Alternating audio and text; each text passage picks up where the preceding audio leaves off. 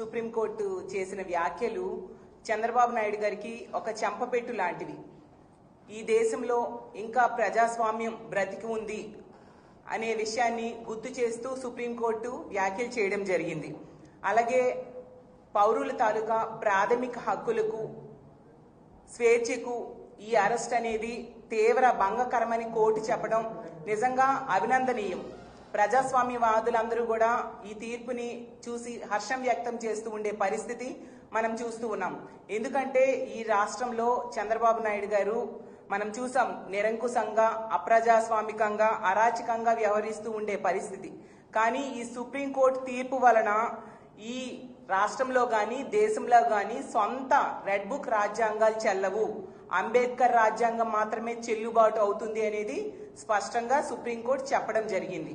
అసలు ఈ కొమ్మినేని గారి అరెస్ట్ ద్వారా సుప్రీంకోర్టు కూడా అర్థమైంది మన ఆంధ్రప్రదేశ్ రాష్ట్రంలో ఎటువంటి అక్రమ అరెస్టులు జరుగుతున్నాయి, ఎంత అన్యాయంగా రెడ్ బుక్ రాజ్యాంగం ద్వారా ప్రజలను ఇబ్బంది పెడుతున్నారు అనేది సుప్రీంకోర్టుకి అర్థమయ్యి ఈ విధంగా చేవాట్లు వేస్తూ తీర్పునివ్వడం జరిగింది. మనం తీసుకుంటే అసలు ఈ ఆంధ్రప్రదేశ్ రాష్ట్రంలో చంద్రబాబు నాయుడు గారు ఏడాది పాలన గడిచింది. పాలనలో పూర్తిగా వైఫల్యం చెందారు. అలాగే మహిళల రక్షణ, ప్రజల రక్షణలో కూడా పూర్తిగా రక్షణ కల్పించడంలో పూర్తిగా వైఫల్యం చెందడం జరిగింది. అలాగే అమరావతి నిర్మాణం పేరిట వేల కోట్ల దోపిడీ జరుగుతూ ఉండే పరిస్థితి మనం చూసాం.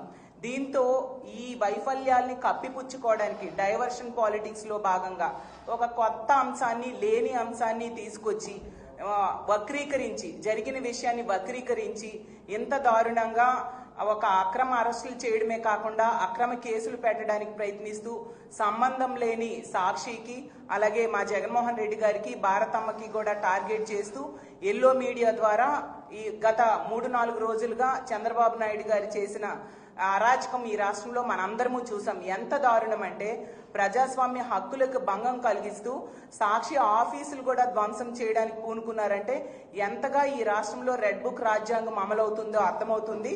కానీ సుప్రీంకోర్టు తీర్పు మాత్రం నిజంగా చాలా హర్షించదగ్గ విషయం. ప్రతి ఒక్కరు కూడా చాలా సంతోషిస్తూ ఉన్నారు. ఇలా ఇష్టం వచ్చినట్టుగా ప్రవర్తించే వాళ్ళకి ఇది ఒక చెంపబెట్టు అనే విషయం ఈ సుప్రీంకోర్టు తీర్పు ద్వారా నిరూపించబడినది.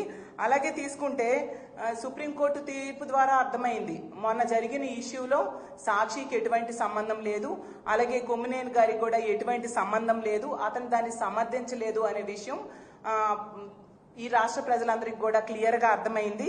అసలు అన్యాయంగా మా భారతమ్మ మీద, జగనన్న మీద విమర్శలు చేసిన వాళ్ళు ఈ రోజు క్షమాపణ చెప్పాల్సిన అవసరం ఉంది.